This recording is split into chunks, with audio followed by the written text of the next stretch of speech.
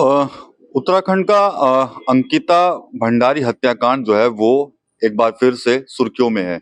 सुर्खियों में इसलिए है क्योंकि आपको याद होगा कि सहारनपुर में रहने वाली एक एक्ट्रेस हैं जिनका नाम उर्मिला सनावर है। उनकी कुछ ऑडियो और कुछ वीडियो सोशल मीडिया पर बड़ी तेजी से वायरल हैं कुछ दिनों से, और वो लगातार इस मामले में खुलासा कर रही हैं। गट्टू नाम के एक शख्स का नाम जो है उनकी तरफ से लिया जा रहा है। इसके बाद उत्तराखंड में भी कहीं ना कहीं फिर से इस पूरे हत्याकांड की दोबारा जांच की मांग जो है वो उठने लगी है। उर्मिला सनावर वही हैं जिन्होंने उत्तराखंड के ही पूर्व बीजेपी विधायक सुरेश राठौर की पत्नी होने का दावा किया था। पूर्व में दोनों के रिश्तों में खटास थी, लेकिन उसके बाद सुरेश राठौर ने उनको फिर से अपना लिया था। लेकिन बड़े ही नाटकीय ढंग से एक बार फिर से दोनों के जो रिश्ते हैं वो खराब हो गए थे, जिसके बाद से उर्मिला सनावर लगातार सुरेश राठौर को घेर रही थी सोशल मीडिया के माध्यम से, और अब उन्होंने सुरेश राठौर को टारगेट करते हुए एक ऑडियो क्लिप जो है वो सोशल मीडिया पर वायरल किया। हालांकि हम उस ऑडियो क्लिप की पुष्टि नहीं करते, लेकिन इस ऑडियो क्लिप को वो कहीं ना कहीं अंकिता भंडारी हत्याकांड से जोड़कर सोशल मीडिया पर शेयर कर रही हैं। इस ऑडियो के वायरल होने के बाद उत्तराखंड में भूचाल जैसी स्थिति है। कांग्रेस भी लगातार अब इस पूरे प्रकरण में बीजेपी को घेरने की कोशिश कर रही है, और कांग्रेस की तरफ से मांग की जा रही है कि जो एक्ट्रेस है उर्मिला सनावर, उनके द्वारा जो नाम लिया जा रहा है गट्टू, वो गट्टू आखिर कौन है, वो वीआईपी आखिर कौन है जिसने अंकिता भंडारी हत्याकांड को जो है वो अंजाम दिया था। आपको ये बता दें कि इस मामले में जो 3 आरोपी थे उनको कोर्ट के द्वारा जो है वो सजा सुना दी गई है। अब जिस महिला द्वारा ये आरोप लगाए जा रहे हैं दोबारा फिर से, जिसकी वजह से पूरा मामला चर्चाओं में आ गया, उर्मिला सनावर से हम एक बार बात करने की कोशिश करेंगे, क्योंकि उर्मिला सनावर अब तक तो सहारनपुर में थी, लेकिन वो सहारनपुर में फिलहाल नहीं है। तो फोन कॉल के जरिए उनसे यहाँ पर हम बात करेंगे और उनसे बात करने की ये कोशिश करेंगे आखिर उनके दावों में कितना सच है। तो ये उर्मिला सनावर का नंबर है, वो हम उनको नंबर जो है मिला रहे हैं उर्मिला सनावर का।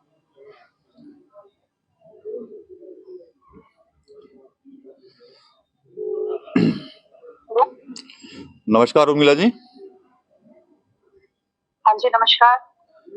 उर्मिला जी, मैं विकास कपिल, नंबर तो शायद आपके पास है ही मेरा।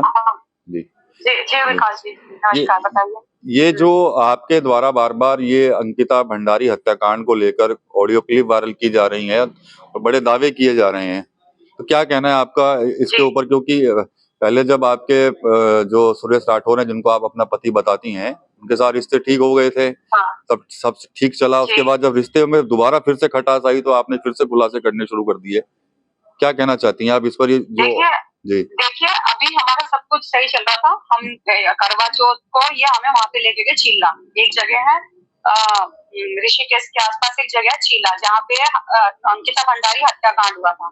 अब इसे आप कुछ भी कह सकते हैं, चाहे आप इसे वैसे ले सकते हैं, अगर हम दैवीय शक्ति के हिसाब से कहें, या आत्मा या चीख पुकार, जो भी एक्सवाइजेड आप कह सकते हैं इसे, मुझे नहीं पता। हमारा पति हमें कहीं मॉल ले जा सकता था, कहीं शॉपिंग मॉल ले जा सकता था, किसी और जगह हमें घुमाने के लिए ले जा सकता था। हम करवा चौथ को वही थे हरिद्वार में। करवा चौथ हमने सुरेश जी के साथ ही बनाया, और सुरेश जी हमें वहां लेके गए, सब चीजें हमें बता रहे थे कि यहाँ अंकिता भंडारी, ये जो रिजॉर्ट है, इस रिजॉर्ट को इस पे बुलडोजर चलवा दिया था आरती गौड़ ने, जो जिला पंचायत सदस्य थी वहां की, और जो वो बैराज है कि यहाँ पे उसकी लाश मिली थी। तो हमारा फिर भी हमारा वो कुछ इतना वो नहीं था। ठीक है, सब कुछ ठीक था। रात को हमने व्रत खोला, अच्छे खासे रहे, और दिवाली को भी हमारी पूजा इकट्ठी हुई, मेरी और सुरेश राठौर की। लेकिन ऐसा अचानक क्या हुआ तो हमको खुद भी नहीं समझ में आया कि ऐसा अचानक जो ये लड़ाई उर्मिला वर्सेस सुरेश राठौर थी, ये अंकिता भंडारी की तरफ कैसे मुड़ गई, हमें खुद भी नहीं पता। फिर उसी के बाद दिवाली के थोड़े दिन बाद अचानक हमारी लड़ाई झगड़े हुए किसी बात को लेके। तो ये दुष्यंत गौतम जो हमारे भाई हैं, जिनको राखी बांधते हैं, तो उनके विषय में ये हमेशा हमसे लड़ाई झगड़ा करते थे कि उसने मेरी जिंदगी बर्बाद करी है, कुछ भी XYZ बोलते थे। तो हमने हमेशा उनको बोलते थे कि वो भाई इतने बुरे इंसान नहीं है। दुष्यंत गौतम जो राष्ट्रीय महामंत्री हैं उत्तराखंड के, उस रात हमने इनका फोन रिकॉर्डिंग किया सुरेश राठौर का। अब ये प्रकरण यहाँ से शुरू हुआ। अब जब वो दुष्यंत गौतम जी के बारे में बोलना शुरू हुए, वो तेरा भाई, इन्होंने बोला वो गट्टू जिसकी तो बहुत राखी बांधती है, ये कर दिया, तो कहती है बहुत अच्छा है ये। वो गट्टू जा रहा था, उस रात गट्टू को देने से मना कर दिया था। मैं कह रही किसने क्या, कह रहे वो अंकिता। तो इन्होंने वहां से वो प्रकरण पूरा बताना शुरू किया इन्होंने सुरेश राठौर जी ने, और वो जाने अनजाने में हमें आज तक लोग बहुत सारे हमें सोशल मीडिया पे कह रहे हैं कि आज से 4 साल पहले से ये कहा थी, जब लोग सड़कों पे आ रहे थे, आंदोलन हो रहे थे, तब उर्मिला ने क्यों नहीं बताया? हम अनभिज्ञ थे ना, हमें पता था इस चीज के बारे में। आप भली बातें में जानते हैं कि मैं अभिनेत्री हूँ और अभिनय के काम की वजह से, सीरियल्स में काम की वजह से हम मुंबई रहते हैं, मुंबई आना जाना रहता है, मुंबई वाले घर पे रहते हैं या कहीं आउट ऑफ सिटी रहती हैं, मतलब मुंबई से अलग भी रहती हैं।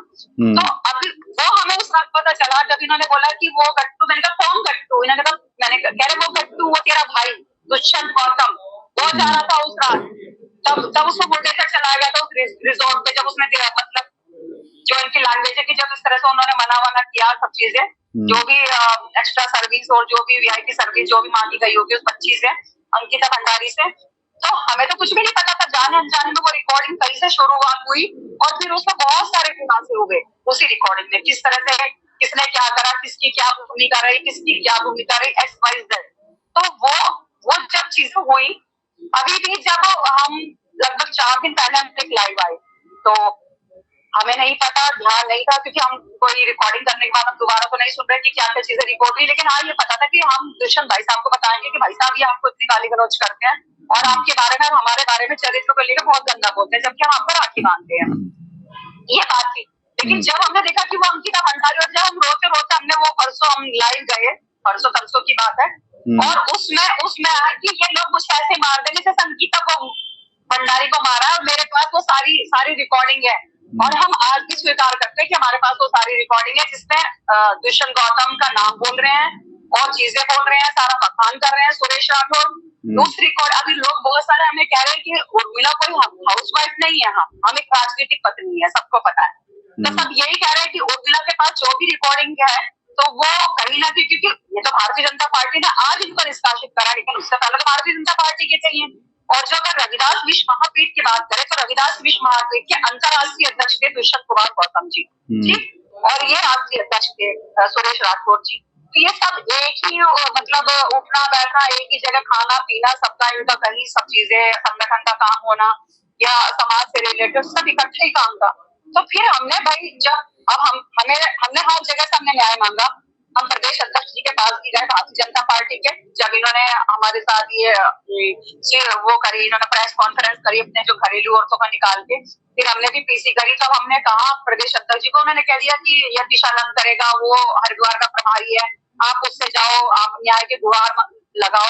हम यतीशानंद जी के पास गए, हमारे पास गाड़ी नहीं है, हमें पता, हम किराए की गाड़ी करके जाते हैं, हम हरिद्वार गए तो यतीशानंद जी ने हमें बोल दिया था मैं तो कुछ नहीं कर सकता ना, मैं तो कुछ नहीं कर सकता, पति पत्नी का मैटर है तुम्हारा, ना मैं कोई केस दर्ज करूंगा और ना मैं तुम्हारी मध्यस्थता में बैठूंगा, ये जाओ तो महेंद्र भट्ट से बात करो जो प्रदेश अध्यक्ष है, आप उससे बात करो, वो SSP को बोलेगा।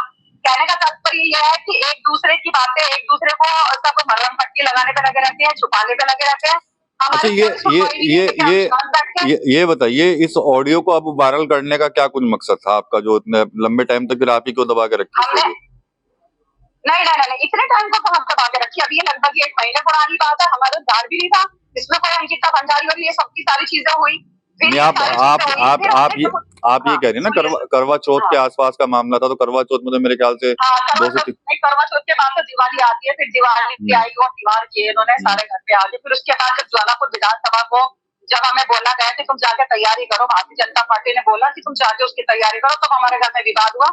और वो तो जब हमारा फोन चेक होगा तो वो जिस डेट की वो रिकॉर्डिंग है वो डेट आ जाएगी, उसमें तो हम कोई वो छुपा ही नहीं सकते, हम तो कहने कि वो आप रिकॉर्डिंग ले लो। अच्छा, जब ये प्रकरण चल रहा था अंकिता भंडारी हत्याकांड वाला, उस समय भी कहा गया था कि भाई किसी के पास अगर कोई प्रूफ है, क्योंकि VIP नाम चल रहा था, VIP ट्रीटमेंट वाला चल रहा था, तो पेश करे, तब पेश नहीं हुए सब चीजें।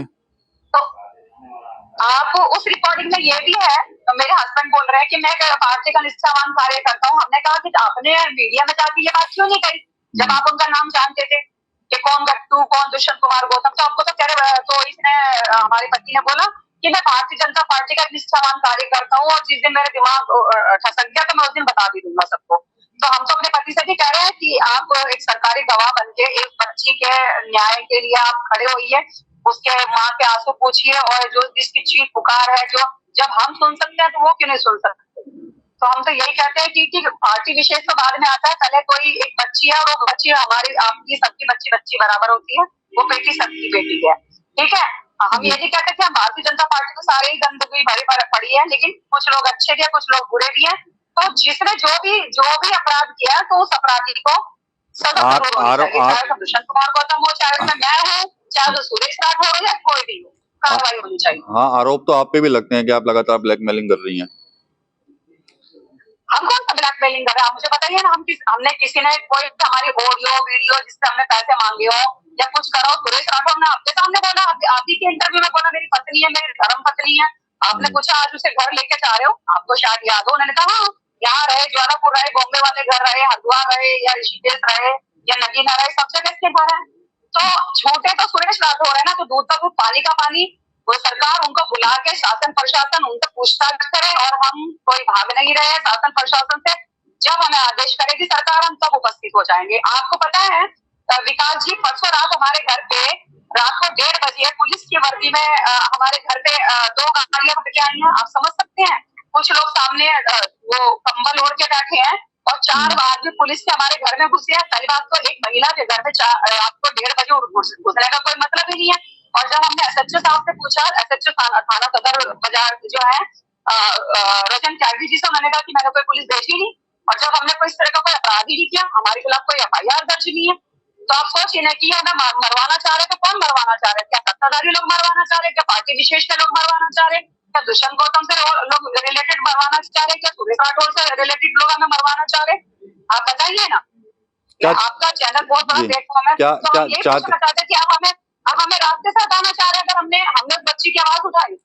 भाई सुरेश राठौर पे आप पहले भी आरोप लगाए थे आपने, उसके बाद चलिए मामला सेटल हो गया था आपका, लेकिन बाद में फिर सुरेश राठौर ने हाथ खींच लिया आपसे। वो तो कहते हैं कि भाई परेशान करती है मुझे, संबंध ही नहीं है मेरा। नहीं, परेशान कौन पत्नी अपने पति को परेशान नहीं करती, आप बताइए ना। आज तक सुरेश राठौर ने कोई ऑडियो वीडियो ब्लैकमेलिंग होता है जब हम पैसों की डिमांड रखते हैं, जब हम कोई टर्म्स एंड कंडीशन रखते हैं कि भाई तू मुझे ये चीज है। हमारे आपको पता है मिशन सिंदूर पूरे मोदी जी का ऑपरेशन सिंदूर था और ये आपने दिया था इसका नाम मिशन सिंदूर, जो पूरे देश में वायरल हुआ था। तो आप झूठे हो भाई, आप इस तरह की चीजों को आप डिनाई कर जाते हो। आप कहते हो कभी पत्नी अपने रिश्तों की, जो पति पत्नी के रिश्तों को जो आप धार कर रहे हो, तो मेरे ख्याल से तो ये संज्ञान में लेना चाहिए। आप समझ सकते हैं। चलिए अब क्या कुछ मांग करती हैं आप ये बता दीजिए। देखिए अभी हमारी तो सुरेश राठौर वाली चीजें तो आप साइड ही रख दीजिए उठा के। अब तो हमारी एक मांग है कि जो एक नाम निकल के आया है इसकी सत्यता पे जाए, उनकी सीडीआर निकालें। क्या उस रात दुष्यंत कुमार गौतम जी, मेरे आदरणीय भाई साहब या गट्टू कह लीजिए जो बोलते हैं उनको राठौर जी, या राठौर जी सच बोल रहे हैं या कौन क्या बोल रहा है, वो तो अभी जो भी है एविडेंसेस बताएंगे, सीडीआर बताएगी उस रात की, है ना। चलिए तो हम क्या कह सकते हैं। चलिए ठीक है उर्मिला जी, आगे बात करेंगे आपसे। धन्यवाद जी।